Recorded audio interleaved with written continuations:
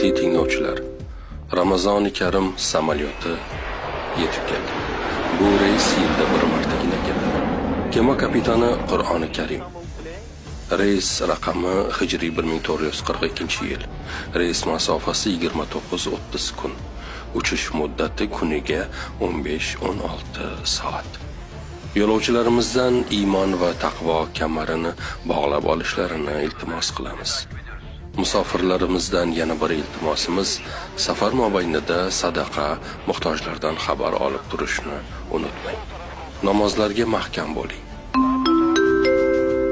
Muhim eslatma, iltimos, harom va shubhali bo'lgan barcha narsalardan tiyiling.